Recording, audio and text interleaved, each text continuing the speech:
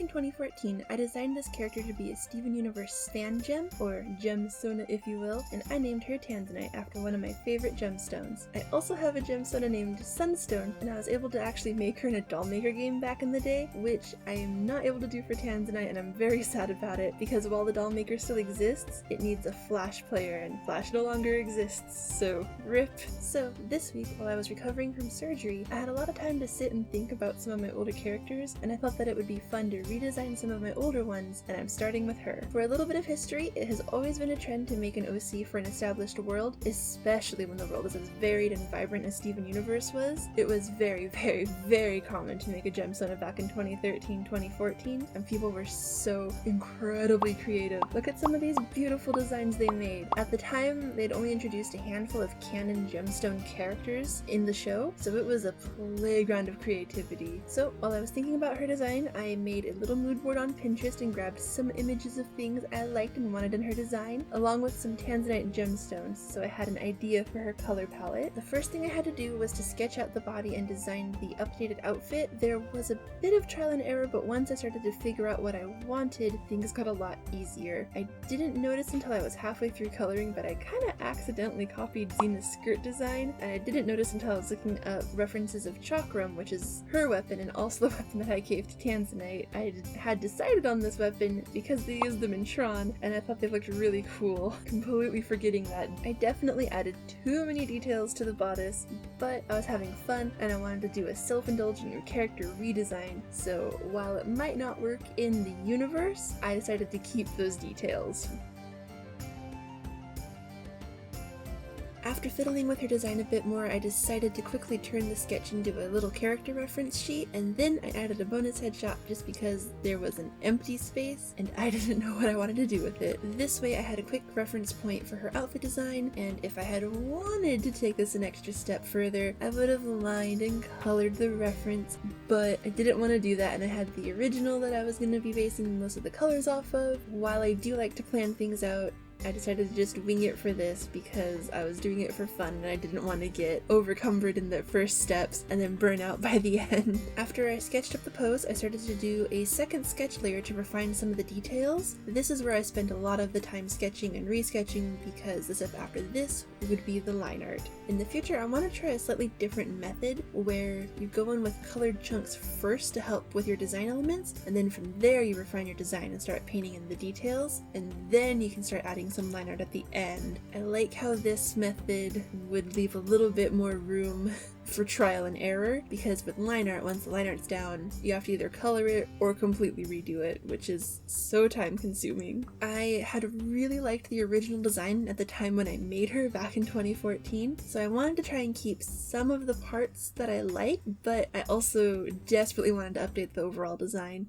So I liked her having short hair with the 3 braids. I liked her having a bodice and then the high-waisted skirt. I liked the boots then, but I didn't like how they looked like a pair of go-go boots. So I changed those to look a little bit more like armor greaves, and I'm so much happier with them. I haven't used Photoshop a whole lot in the last couple of months, so my line art was a little bit shaky from lack of practice. I was also recovering from having an ovary and a massive ovarian cyst removed, so my hands were also a little shaky from that, but a big chunk of it was also just lack of practice. As I went along, if I noticed an area was looking a little lopsided, I would go in with the liquify tool and warp the lines back to where I felt that they should be. I like to use this tool because I could try and redraw it all day, but sometimes it's just easier to warp the lines and then you're done. I also will do this a lot if my line art gets really thick in an area. I'll go in with the liquify tool and warp it back so that it looks a little bit more uniform. Liquify is a very good tool, but it's also very easy to overuse it. Originally, for all of the details on the bodice, I was planning on using a brush with the stroke function turned on, and then I was just going to delete the white areas because it's very simple and quick to do. Unfortunately, while this is the quickest way to do outlines, it wasn't quite giving the effect I wanted, so after trying for a few minutes, I just deleted it all and went back in later and did it manually. Originally, I was planning on the bodice having just straight lines for the trim and the boning. However, after looking at the reference for so long, I decided that I really liked them having a little bit more detail, so I added the filigree design, and that was such a laborious and long and trying process. However, I love how it turned out, but it took so long. They ended up a little bit off center, and I had to use the liquify tool a couple of times to warp them back into the shape that I wanted them to be. My plan for these at the end, once I color them, is I want them to be glowing. We'll see if them having so much detail makes it look weird. I'm hoping it works though. A thing that I hadn't considered when I originally made this design and this character back in 2014 was where she would fit in the world, since on the show a lot of the bluish gems seem to be under Blue Diamond's dominion and rule. I decided, since she's kind of a bluish purple, that I would give her a blue diamond cutout on her bodice to show her allegiance. As for what her job and place in Gem Society would be, I was thinking that she would probably be a guard of some sort. However, upon learning that Tanzanite is actually kind of a rare gem, made me rethink that just a little bit. So, according to Google, Tanzanite are actually rarer than diamonds and are only found in Tanzania, and they weren't marketed commercially until the 1960s by the Tiffany Company. Originally, the Tanzanite gems were going to be called a blue zoisite, but they decided that that wasn't quite a catchy enough name, so they named them after the place where they were found. They are sometimes used as a replacement for blue sapphires. However, even though they are more rare than a sapphire, sapphires are apparently more historically associated with royalty, so sapphire tends to be a more royal gem. So, I guess after learning a little bit about Tanzanites, she could still be a guard, but maybe she's like a really high-ranking one, so maybe when the gems visit other planets, maybe she acts as a guard for Blue Diamond? She is definitely proficient with her 2 chakrams, which are her weapons, and I also think that while she was a guard, she was probably a lot more closed off and reserved, and then after no longer being a guard, I think that she would open up and be a little bit more relaxed, and probably still not super talkative, but she would probably be a little bit more playful. Oftentimes, when I'm having difficulty with proportions, I will go back onto the sketch layer and fill in the area with a chunk of color, because sometimes it's just easier to work off of a shape instead of my scratchy lines. Once I get the general silhouette situated, then I'll go in onto the line art layer with a smaller brush, and it usually looks a little bit better than my initial try. I did this to her raised hand, and I also did it on her legs, which, while they looked okay in the original sketch, once I started to do the line art, her legs looked way too long. So I did have to go in and shrink them down a little bit as well. One of the really nice things about digital art is that while I feel like it takes me longer than traditional art, it is really nice being able to just resize and move elements on the canvas. As you can see, I struggled with her legs for a while. Usually in Photoshop, you can just click a button and rotate the canvas, but for whatever reason, while I was recording this, it wouldn't let me click the button. It just kept saying operation not available. So instead of being able to rotate the canvas about, 20 degrees so that I was drawing at a slight angle versus straight up and down, it wouldn't let me, so I had to just keep trying to make the line go where I wanted it to go, and it took a while. The back leg, we're just gonna not talk about the back leg. Don't look at it, pretend it's not there. I originally was going to just have it filled in with a solid color and maybe do like a slight gradient on it with very little to no detail, so that it would be more obvious that it's in the background and push that perspective. But instead, I decided at the last minute to just add the details, and it looks off, and I think that's part of it, and I know that another part of it is that the legs are also twisted at kind of a weird angle. Legs aren't my strong suit. I'm getting better. These are some of my better ones, but it's a learning process.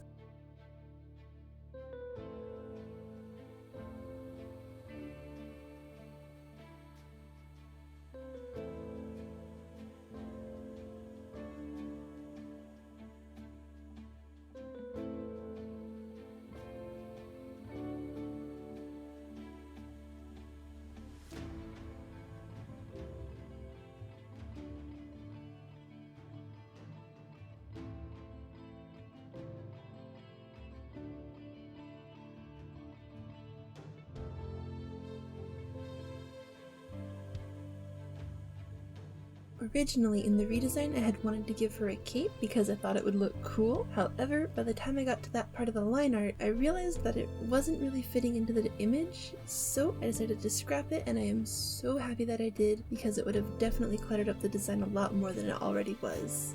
In Photoshop, I have a quick and easy cheat to fill in my base layers of color. What I do is I select the outside of my line art with the magic wand tool, and then I have an action made, so I have to only click one button, but what that button does is it expands the line art layer by 3 brush strokes so that your color, when you go to do your fill, will be under your line art as opposed to bumping up right against your line art, so you're not going to get that annoying gap when you go to use the paint bucket tool. Then, once I have it filled, I set that layer under the line art and I start futzing with the colors that I want as my base. Then I make a new layer and I use the layer clipping function so that it clips on top of my base layer, and so I don't have to worry as much about coloring outside the lines because it's clipped onto the base layer, so it'll only color on what areas have already been colored on your base. I know it's confusing, but it makes sense after you do it a couple of times. If I'm feeling particularly lazy, I will also do that same method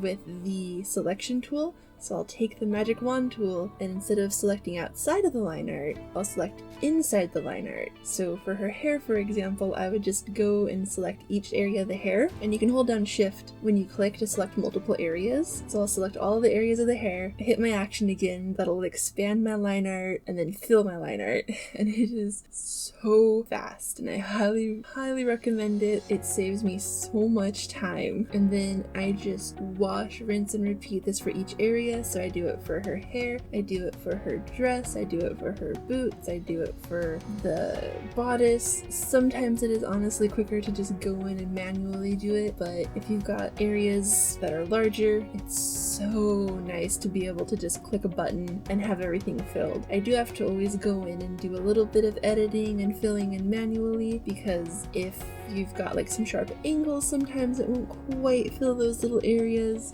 but it's so fast. It's a huge time saver. After I had the different base layers colored, I can finally start on my favorite part, painting. I love to paint digitally. There was a little bit there where I was doing the most basic digital painting because I just didn't have the energy to paint properly. I was basically doing the thing where you have a base color, that's your medium shade, and then I was doing a slightly darker shade for shadows and a slightly lighter shade for highlights, and my art looked so flat for about 2 years, and it was also very dull looking at that time. But I just didn't have the energy to actually paint and make them look nice.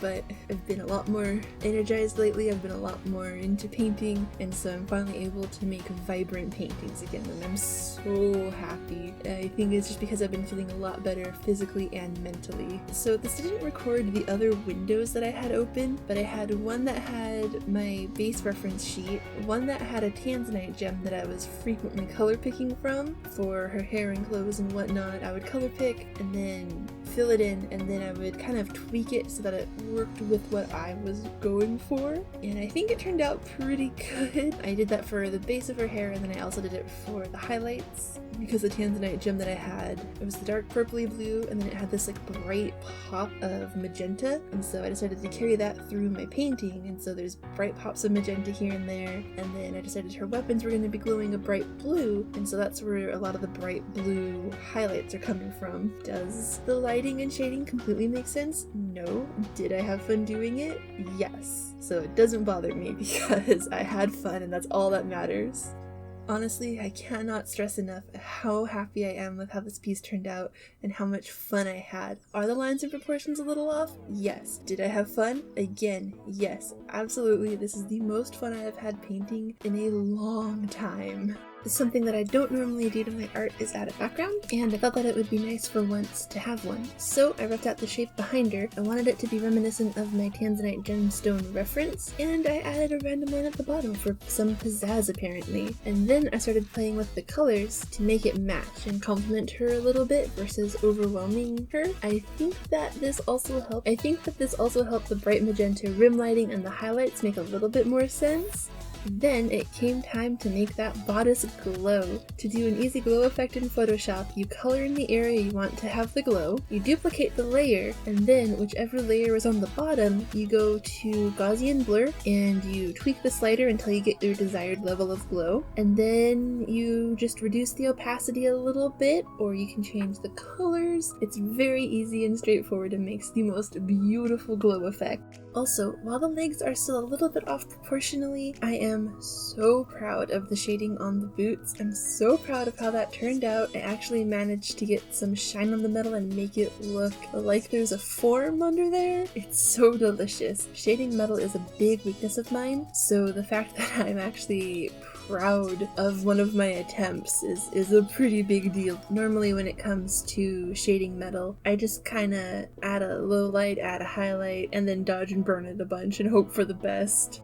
Once I was done coloring her, I decided that it was time to do the background since it was looking a little bit boring, and I didn't 100% know what I wanted, so I decided to mix some elements from the show and then also just kind of wing the majority of it. The show has some of the most absolutely beautiful backgrounds that I have ever seen, and they are so simple yet so complex, so I tried to emulate some of the elements. So I added the rectangles and used motion blur on them to make them a little bit softer around the ends, and then I put them at an angle just to add some interest. I also added some smaller lines of cyan to break up the backgrounds, and then I added clouds and stars to bring the whole thing together. These are all elements that they use on the show, but I didn't emulate them quite 100%, but I'm still very happy with them. Overall, I think the background really tied the piece together and made it look a lot more cohesive.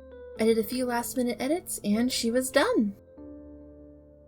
Next, I decided to try and draw her in the style of the show. They have a very distinct way of drawing their characters, and it is deceptively easy looking. Like a lot of cartoons, they have the bean-shaped head, big eyes, and a pretty big variety of body shapes. So going in, I thought, oh, this will be easy. It's just beans and some shapes, but no, it was a little bit more difficult than that. For this quick style study, I took a lot of inspiration from how they drew two main characters. My inspiration mostly came from how they drew Bismuth and Rose Quartz. I think that they both have similar bodies to how I imagine the in-universe's Hansanite's body would look. I used them as my reference because I like how overall soft Rose's body looks, and I like the musculature that they were able to portray with the Bismuth. This style was a bit hard for me because I always try to overcomplicate cartoony designs, usually by adding too much details and too much shading, but I tried really, really hard to be good with this one and keep it simple. I think that I needed to use a smaller lining brush because looking back the lines look a little bit too thick, and looking at my reference it looks like they're very, very thin lines without a lot of line weight to them. I kept her pose really simple and tried very, very hard to simplify down the design that I'd made. I gave her boots just a few lines to emulate the plated armor look, and I made her bodice have just a few straight lines on it in lieu of the elaborate filigree. Overall, I am pretty happy with how her cartoon version turned out.